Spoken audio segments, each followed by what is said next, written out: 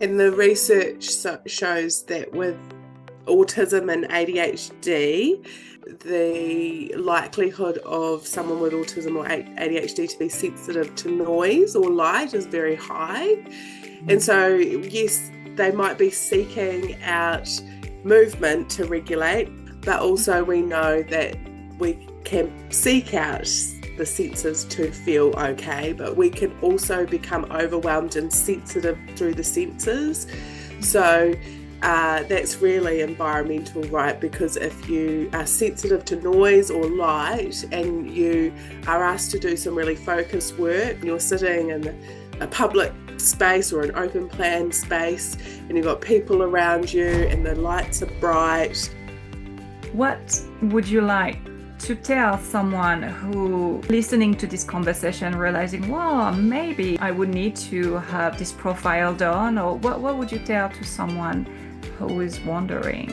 Yes, they could get a profile done, but really the first step you do is you just start noticing in your life. For example, I don't know if you can tell the story of your husband, who I'm doing Toastmasters with, Chris, and one of his speech was this powerful story, one of the story with your adopted son, and maybe you want to talk about it, or because it's a powerful one with the music. Oh yes, yeah. He lived with us between the age of 13 to 17. And, teenage hormones are a lot, but then you put trauma and autism and ADHD on top of that, and he would become unregulated and angry. Chris put on the same song he was playing louder than him and in our lounge, and eventually he emerged from his room and it just ended up being a bit of a dance party in our lounge. And there was no discussion. It was just simply moving and music.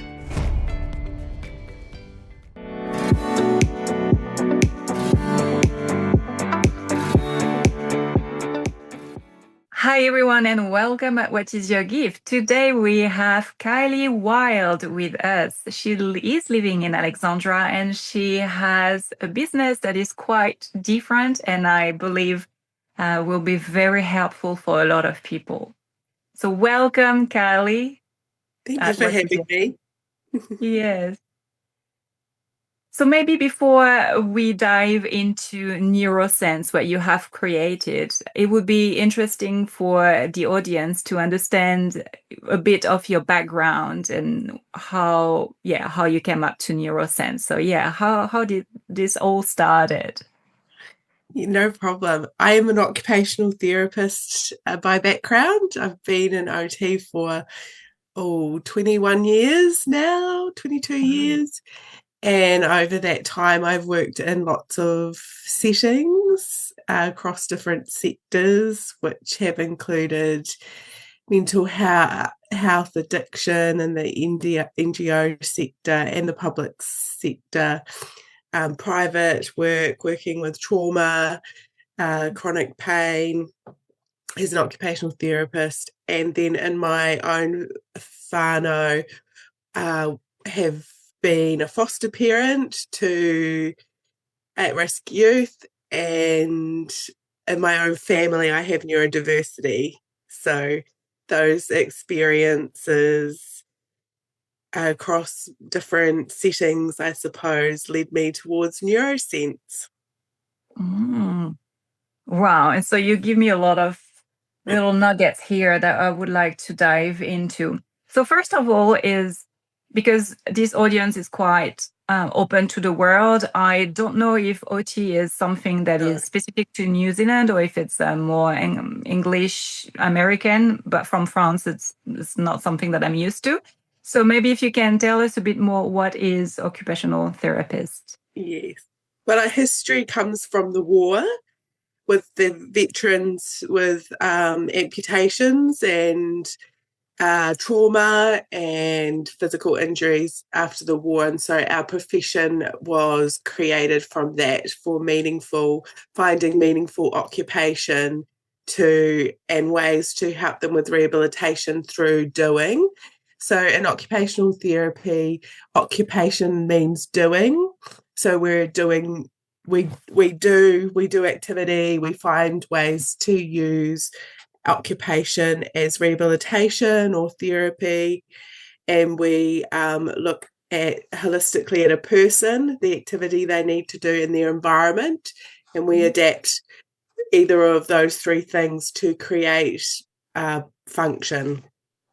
Yeah. And so all along these years, you've been working with quite a big range of people with difficulties, challenges, or disabilities. Why why were you interested in this diversity? From my family, so when and myself, I suppose. So in occupational therapy, we understand how environments affect people and how tweaking environments can create different outcomes. And having fostering youth in my home, and my husband and my daughters, I saw a lot of diversity in terms of the sensory or the stimulation and environments, how they affected them. And in occupational therapy, there's a field of occupational therapy called sensory integration, which is basically the idea that our brain is continuously filtering and processing information through the senses, the visual system, the auditory system, the tactile system, the movement system, etc. And I noticed how, with my children, with some youth that we had in our home, how the sensory environment was affecting them and causing them to become irregulated and not dysregulated, and not able to focus so well on what was at hand. And sensory integration has been around a long, long time in my field, but it came from working with children and not so much with adults and teens.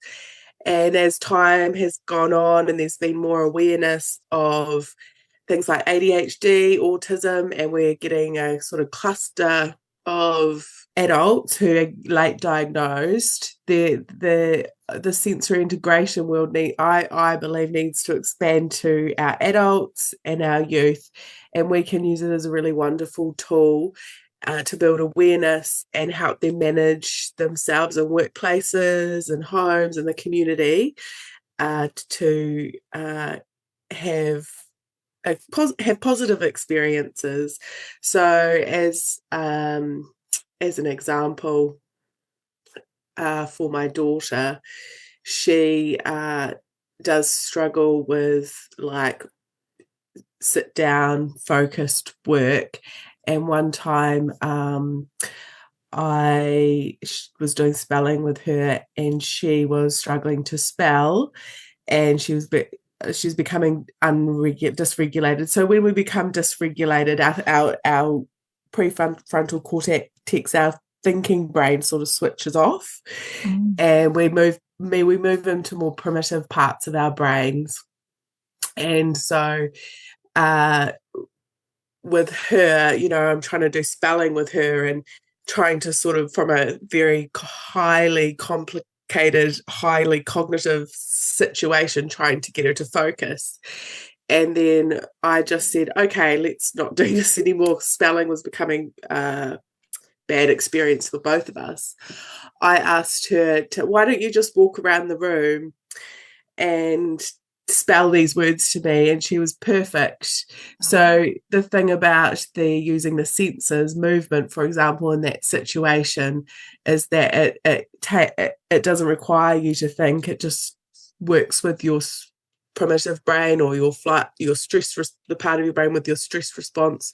So when she started walking around the room, she was no longer needing to try and think or focus. She was just naturally regulated and could do spelling with me.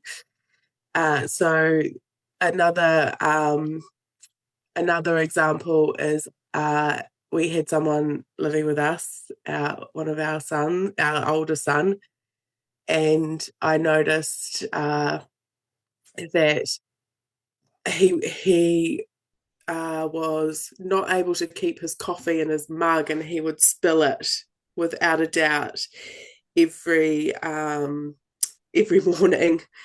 And this is really probably the moment that Neurosense was birthed, because he said to me, somehow I've got coffee on the back of my knee and I don't even know how it got there. And that is to do with the sensory system, that his ability to, because we have proprioception as one of the senses of knowing where our body is in space. So his was impacted by his neurodiversity. So he's not as aware where things are in his body is in space, and therefore where objects are in space is an extension to him, like a coffee cup. And so that was sort of said, oh gosh, this is so sensory. That's what I got out of that. And I said, but my experiences of our sensory integration work has been focused on children for so long, and he's an adult. And so I just started thinking, well, perhaps there's an opportunity for me to use sensory strategies with adults to help them understand themselves and work towards a better life, or better management in environments. And if you think back to the coffee cup situation, if you think about a coffee cup, it's got a tiny little, the coffee mug has a tiny little handle, and usually you can't get your fingers right inside. So the information his brain is getting is only these fingers. But if I can extend the information that's coming through to his brain from his touch sense, like maybe it's a travel mug that has no handle, so you can grip the whole thing. It gives more information of where his body is in space and helps reduce the spilling. We could also put a lid on it, and it's completely appropriate as an adult to have a coffee mug with a lid, right? So these sorts of things, for children, they would probably have like a two-handled sippy bottle, but you can't really do that as an adult. But we can find ways to find pieces of equipment or strategies that don't have to stick out like a sore thumb for our adults who are neurodiverse, that is still socially appropriate for environments, and they can manage better. Yeah. Wow, it seems like you are nearly like observing every patient or every people that is coming, and sort of understanding how they are moving into into their own world, into their environment, and from that you're able to pick up what is missing, or what is not completely balanced. Is that right? Yes, absolutely. And the research shows that with autism and ADHD, the likelihood of someone with autism or ADHD to be sensitive to noise or light is very high. And so, yes, they might be seeking out movement to regulate, like my daughter with the spelling, but also we know that we can seek out the senses to feel okay, but we can also become overwhelmed and sensitive through the senses. So that's really environmental, right? Because if you are sensitive to noise or light and you are asked to do some really focused work, like write a report, fill in a form, whatever it might be, and you're sitting in a public space or an open plan space, and you've got people around you and the lights are bright, and and your brain already has difficulty filtering out distraction, it's really hard to do that form. But if you can move somebody to maybe a room with natural light, with no background noise, their ability to do the form suddenly increases greatly. And what I love about this is with occupational therapy, our philosophy is less about doing for and doing with, or creating ways for people to be independent. So, it's far better for me. Say I had to do a form with somebody at Work and Income or wherever, or the bank, and it was like becoming too hard because it's simply the environment, and I might go, oh, just let me do this form for you. That's not as powerful as moving somebody to an environment where they can regulate and do the form, and then they're more independent, and then next time they have to do a form and for the bank or the doctor, they have a strategy they know how to use and do it themselves, so they don't rely so much on the support person to do it for them. So it's very powerful understanding your sensory profile essentially, and managing that in your everyday life. Yeah, it's quite interesting, like this idea of sensory profile and the way the society has created a structure. This is how it should be, and this is how and Classrooms, for example, yes. yeah, it is quite interesting. And because I always wondered, people with neurodiversity, I have this feeling that they are functioning differently, but once they understand how they function, I do believe that there is like they are excelling at something, that they are better at something. Is there something that you have noticed? Like maybe they're learning differently, but then they are really good at something that an average person would not be? Yes. uh yes, well, there's two parts to that. Is one, awareness is the most powerful intervention in the world, right? If you understand yourself and you have insight and reflection, you are going to have a much better experience of the world. So yes, becoming aware of yourself is wonderful. And the second part, what was your second? Can you ask that question again? There was something else I wanted to say. Yeah, the second part is, did you Oh, notice? hyper focus, yes. So we Yeah. know that often, particularly with autism, the the ability to focus goes up if they're interested in the subject at hand, Mm. and actually they can filter out noises when they're interested in a hyper focused state. So yes, that is a thing. But if it's not novel and it's like a pretty boring task, it's more difficult. So then we come back to awareness. So if you understand that the supermarket is really hard, this very mundane task that I have to do every week that I really, really hate, and you say to yourself, why do I hate the supermarket so much? Well, if you think about the supermarket, it's the lights are bright. There's lots of people there. If you're going at 5 o'clock at night, you might get touched by a stranger or brush up against a stranger. You've got noise. You've got to navigate all these things. So the supermarket is considered a stimulating environment. So if you have awareness that the supermarket is like that for you, that you can't really, if I go to the supermarket at 5 o'clock today, it's really going to impact me, and I'm probably going to have my energy stripped from me for the evening because it was so hard to do. They might change their routine and go, well, actually, I'm going to go to Countdown / Woolworths. I believe most Woolworths have a quiet time, a low Mhm. stimulation time of the day around 2 o'clock.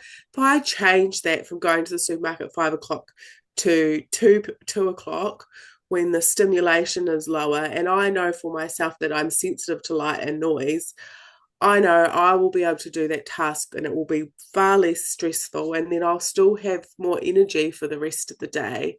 So awareness to me and being able to focus go hand in hand, really.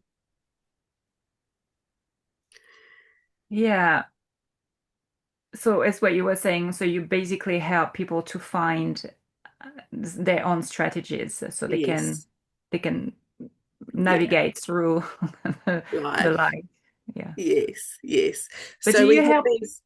that, We sorry. have we have generally speaking, like you and I here right now, we're quite regulate. Well, I'm assuming you're regulated. You're not, you're not jumping up and down. You're sitting still. You're focused on me. You're listening to me. We're breathing normally with a rhythm. We're quite regulated here right now, Mhm. and that's wonderful for us. But uh, sometimes with neurodiversity, there are the extremes. So there's either the seeking aspect, which could happen for any of the senses. So you could seek loud music to regulate, or you could seek movement to regulate, or Mhm. you could seek out, just fiddling with your fingers or rubbing your hand on something that feels really soft to regulate. So that's called sensory seeking. And then at the other end of the scale, there's sensory avoiding. So that's where you for some people it's even painful, is that through each of the senses, like I've said before, you might be sensitive to light, so it's really hard for you to focus in a bright room, or you taste and smells, you're sensitive to taste and smell, so you only have bland food because spicy food just is too much for you. Mhm. Or there's also the multisensory, like busy environments. They're just too much for you, so you avoid them. So we've got in the middle, we're all very regulated. Then you seek out, see that through the senses, you are a seeker to regulate, or you might be an avoider of senses to regulate. And so what we learn, I do sensory profiles with people, and that is a standardized assessment made by an occupational therapist. And the sensory profile basically helps start mapping out you as a person, and what senses you seek out or what senses you avoid. And so you start to build a picture of how to manage environments, manage yourself, and find the place where you feel regulated to focus. Yeah. So this sensory profile that you are creating, is it from your new business or is it from Yes. yeah, okay. Yeah. Okay. So when did you start it? And so obviously you explained a little bit that it's coming from your son when he was holding this cup and you had this Yes. sort of epiphany moment. Yes. Yeah, if you went maybe dive a bit into this yeah, how it all came out and Yeah. yeah. So I said to my husband, "Oh, I think there's something here, because sensory companies often focus on children, but adults still need these things." So we just kind of started thinking about that and how we could get products that were more adult friendly. So Mhm. we're very much a startup business. We don't have a lot of products.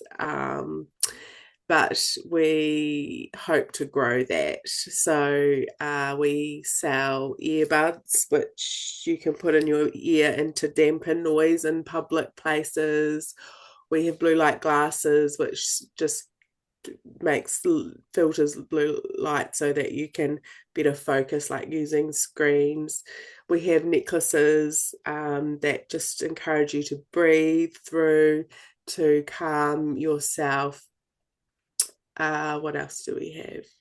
Yes. Have the texture pads as well that you Yes, we've got the texture. Yeah, we've got sensory strips. So they're just sort of like a texture that you can that adhesive back you can stick somewhere and just subtly rub. Yeah, so there's sort of two sides that we've sort of started to look at products and then also do offer my services as an occupational therapist to do sensory profiles with people. And so, yeah, so that kind of happened. And we have owned, I think it's been 2.5 years maybe. And we've gone to expos, which has been a really cool experience and to raise awareness. And I've done a few sensory profiles over that time with people.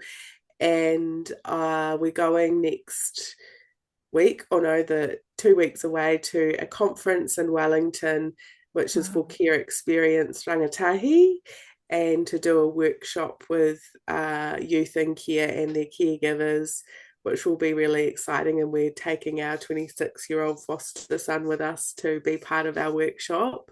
So we're just trying to slowly, build awareness through Neurosense. And it's really not about, it being a booming, big business. It's really about, I just feel really committed to empowering people with knowledge, because knowledge is power for them to have a better life. And that's really what it's about for me. Yeah. That's fantastic. Where do you see your what is the most powerful message that you would love to give to people in the workshop? Like, what is the most powerful information you would like them to have? It's a very good question. A bit like today, I'd like to equip them with knowledge about the senses so they're empowered to start noticing their life from a sensory perspective, start noticing what the supermarket's like for them, what going to the family dinner is like for them, what triggers them in their relationships. So the message really is, I want to share about how the senses can affect your everyday life, but also how you can use them, and just empower people to start noticing. The wonderful thing about this subject is that people who struggle immediately connect with this, because it gives language to something they already knew. They already knew that dripping tap over in the background is just taking over their brain. They already knew that. They already knew that they're exhausted after they've gone to school and had to, or study or work. They're exhausted when they get home because it was just so stimulating for them. So people who struggle immediately connect with the information, and it gives language to what they already know, really, and permission to start looking at their life from this perspective. And what I love is that people are complex, everyone is quirky, and there's no magic answer. But if you start to kind of notice how you are in the world, you try things out. Trial and error is a great technique, because you'll find what you need through trial and error. And so, yeah, the message really, I want to empower the knowledge about the senses so they can just start noticing in their lives how it affects them and starting to manage it or use it to regulate. Yeah. It's very powerful, and it's related to what you were saying before. The awareness is the power. And I Yes. guess when we are aware that there is maybe this noise in the background that is bothering us, but maybe it's not completely conscious, and maybe by Yes. doing what you're doing, suddenly it's like I am becoming aware that these are my limits, and this is like this avoidance, and this is, yeah, I guess it's super powerful, but also it helps people that are living with neurodivergent people to Yes. understand them better. Yes, yes.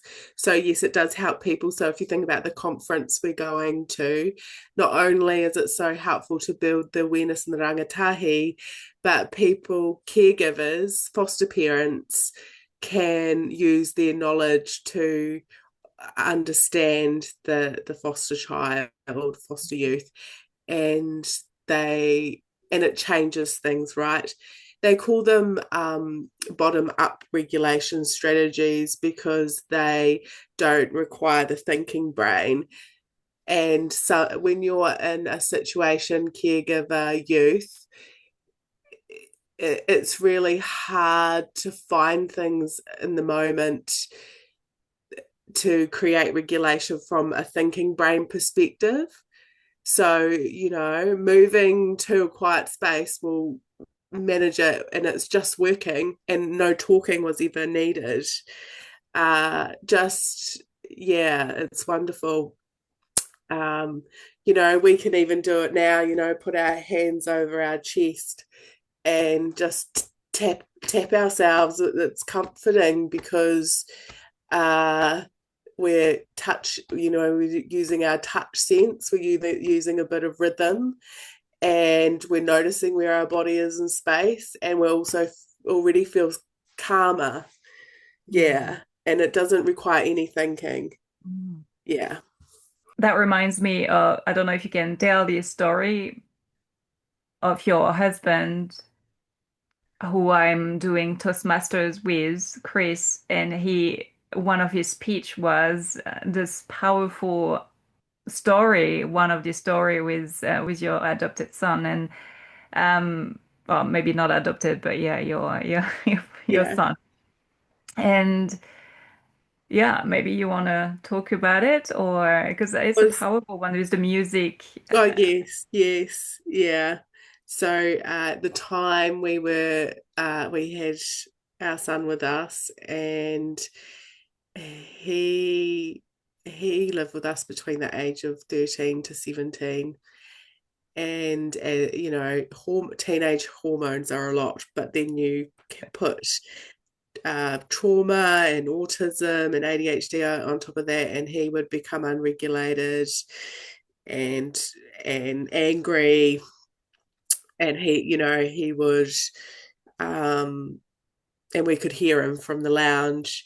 And I suppose as a parent, you want to walk in there and kind of manage it from a top down perspective, and that's what these bottom up strategies are for. So Chris put on the same song he was playing louder than him, and in our lounge, and eventually he emerged from his room, and it just ended up being a bit of a dance party in our lounge, and there was no discussion. It was just simply moving and music. Mm. Yes, And regulation. And then after that, we can sit down regulated and reflect together on the situation, because you can't really reflect on situations when someone's unregulated, particularly teenager. yes. And that's the power of it. When he explained it, he was really saying like, in my mind, I just wanted to go and tell him like to stop, it's too loud. Yes, And you were like, no, hang on. No, it's not gonna work. And it really your, I guess, expertise and this power of being able to observe the whole scene and understanding him at a different level. Well, let's try that. Yeah, when he explains it, it really makes sense, and it's powerful, powerful example. And I know that you are going to use this example in your workshops as yes, well. that's right. Yeah, yes, yeah, absolutely.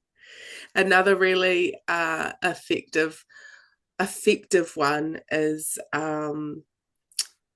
because people do, there's different situations in life that do make us more anxious, more unregulated, meetings, courtrooms, job interviews, uh, you know, and there's simple ways you can bring yourself comfort without even anyone realizing. Like, you might go in and sit down and just pop something on your lap, something heavy on your lap. You might put your bag on your lap, And that is just bringing you calm because it's a little bit heavy, it's doing a bit of pressure, it's a bit of touch, and that just keeps you okay for your meeting. Even and nobody would have known that you put your bag on your lap just so you could cope with the meeting. There's so many things that there's so many ways to use it. Yeah. It's so powerful because we don't realize it's true. Like life is, there are so many stimuli everywhere all the time, Yes. and I guess on the phone and the light and the sound and yeah, coming back to something very simple as putting weight on our body. Yeah, it's like the comforting blanket. Like I like to sleep with Yes. something a bit heavy, even if it's 40 degrees in the bedroom. I still need this pressure, otherwise I Yes. don't feel safe. So it's quite interesting. Yes. Yeah. What would you like to tell someone who listening to this conversation, realizing, wow, maybe I would love to understand a bit more about it resonate. There is something like maybe I would need to have this profile done, or what would you tell to someone who is wondering?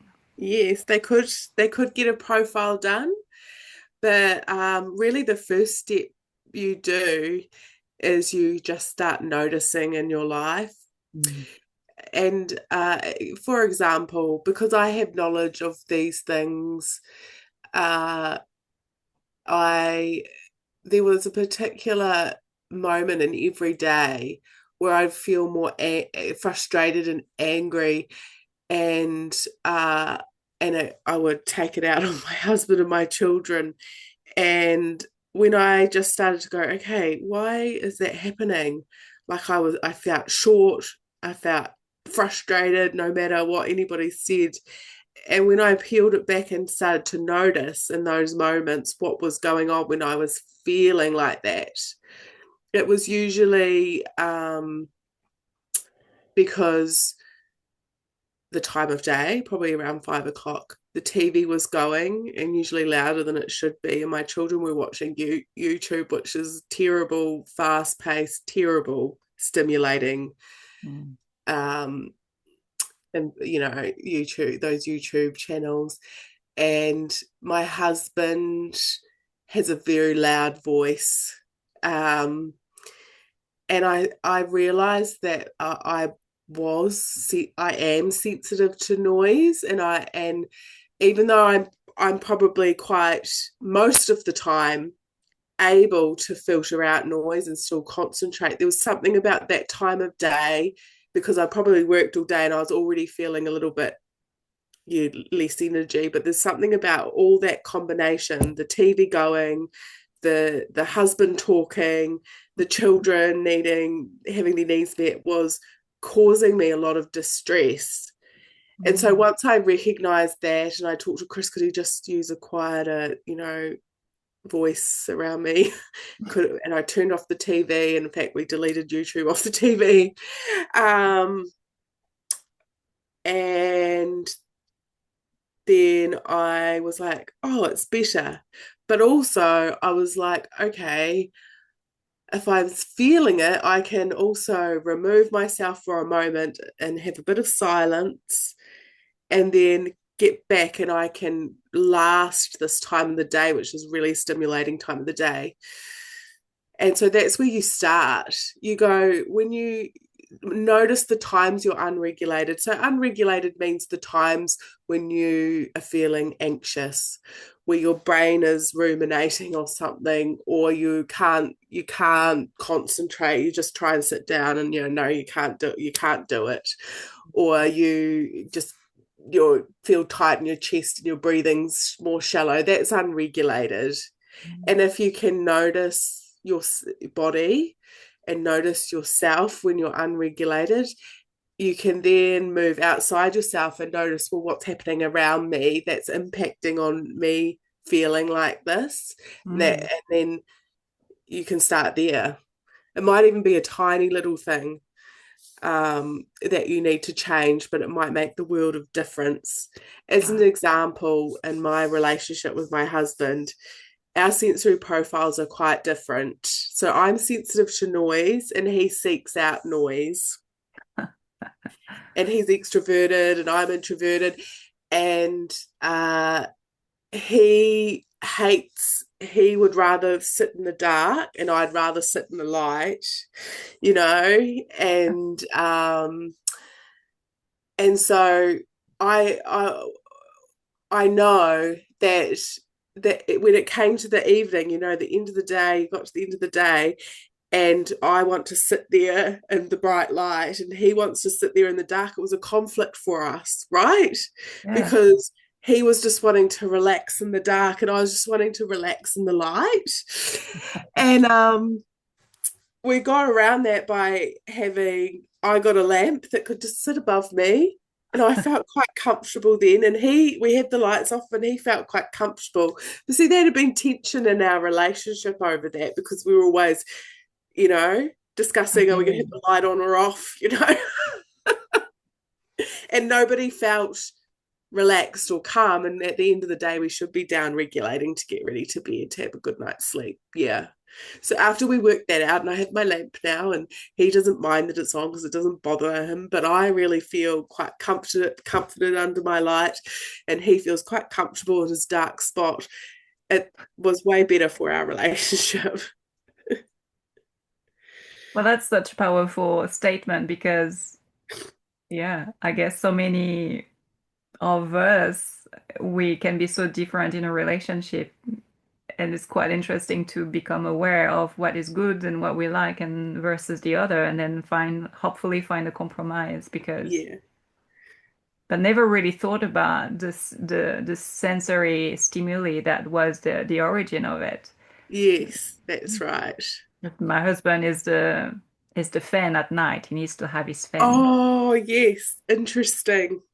Yeah, the So with wind is the fans, close. you got to say, is it about the noise? The noise is very comforting for some people, or is it about the tactile sense being stimulated? And it could be both. But fans are a bit like adult white noise, if you ask me. I reckon it is. Luckily, it's only in summer. I've got really good friends where the husband, he wants it all year round, even in winter. I don't know if I could cope with the cold wind on my face in winter, but I'm Yeah. sure we would find a compromise somehow. He's got to start looking for the compromise, right? Yeah, yeah. Once I started to realize that I am quite sensitive to noise, and I started to put the dots together, like why I like drive. Quite like driving in silence. You know, where Chris would drive with the music blasting, but I quite like for me, driving silence was just really comforting, particularly if I was driving to something that was going to be really stimulating, or I just left somewhere where it really stimulating. I would feel like relief that there was no noise and I'd just drive in the silence. And so after I started to become more aware of my sensitivity to noise, I started to apply it more to my life and what we know about the auditory system. So the visual system can rest through sleep because we're closing our eyes, you know, Mhm. so that's getting complete rest. But what we know with the auditory system is that our auditory system never turns off. You can never really completely rest your auditory system because it will always hear. Some Oh, people are more sensitive than others, yeah. and obviously, um, but in terms of how the system works, we can't really turn it off. And what our sensory systems do need is rest to get the best out of them. And so how do we rest our auditory system? And I realized that I'm such a light sleeper. And I started to understand why I've always been such a light sleeper because I would hear things Ah. and it would wake me up. And I would be always the one who would wake up to the children getting out of bed or the crying of baby. And Chris, who's not as sensitive as me, he can just sleep through anything, you know, right? So I was like, how am I going to rest this system and get a better night's sleep? So it was pretty uncomfortable to start with, I must say, because you've got to kind of train your body or your ears to do it. But I started to wear earbuds at night, Mm. and I felt a bit weird to start with. But over time, I know that I get a way better sleep now because I'm resting the system. Yeah. That is, what you're saying is like, oh, that's me as well. Yes. I guess in New Zealand, I mean, Alexandra is not too loud, but unfortunately, sometimes we've got neighbors now and then that love partying. Yes. And if there is a minute sound before I fall asleep, it's dead for me. Yes. But as soon as I put the earbuds, it's like, yeah, I'm out. And I think any sound that is out of the ordinary, I will hear it, and yeah, I will just put my Me attention too. to that, which is yeah. So it's quite yeah. All right. So There was thunder. There was a big thunderstorm in the middle of the night recently. Do you oh remember yes, that? I do. I Yeah, I remember that because my auditory system told me it was happening, whereas Chris wouldn't even know it happened yeah. because That's I'm been the more same. sensitive. Yeah. Interesting. At 4 a.m. Did you hear it? No. Oh, No, okay. no. Yeah. And Fascinating. sleep's a really interesting one, isn't it? Because without sleep, everything else is hard. If you don't, our bodies need sleep. They need to sleep. And sleep is such a problem for lots of people, and it becomes a real difficulty in their life. And then if they could only get their sleep routine, their sleep back on track, most other things that have been hard start to work themselves out because we've got our sleep. Mhm. And smells are really good. Lavender smells, then Yeah. calming smells are good for sleep. Thinking about your environment, blackout blinds, if you are sensitive to light, if you are trying to sleep in a room without blackout blinds, you're going to find it harder. For me, I needed to try and rest the system. So Mm. there's lots of ways to use the senses to support your sleep. Movement before you sleep is really good. Not immediately before you sleep, but during the day, at any probably Mhm. even the afternoon, going for a walk, whatever it is, will help you rest better. So there's so many things Mm. that the senses can do to help with sleep. Yeah. So that makes me realize how powerful your sensory profile can be for anyone. With Yes. It doesn't matter because who. yeah, yeah. Because I would Huh. be considered a neurotypical person. I can reasonably, focus myself and regulate myself quite well. But Mhm. I'm still realized through this process, I'm sensitive to noise. Yes. Yeah. So saying that, if people are reaching out and they want to do the test, what will that help them with? Like, yeah. So what would happen is I'll probably chat to you first to get an understanding of your situation, and then I would send you a link to a questionnaire, Mhm. and then you do the questionnaire, and then we'd meet again to have a look at your results. And it's really just a starting point, Mhm. because questionnaires are never perfect, right? No. Questionnaires are just a starting point. So once you have the starting point, it can help you understand yourself, and then maybe start focusing on even just one sense at a time, how you're going to use that one sense to bring calm and focus to your life. Yeah. Exciting. So how can people reach out to you? Well, they can reach out to me, Kylie Wild, on our mail info@neurosense.co.nz, or our Instagram neuro_sense_nz, and our website, which will is currently being reconstructed at the moment, but will be up again soon, which I'll pass on to Lily. Sounds good. It will be in the show notes. I've got another, well, two more questions, but it's before last question is, Kylie, what is your gift? What is my gift? What is my gift?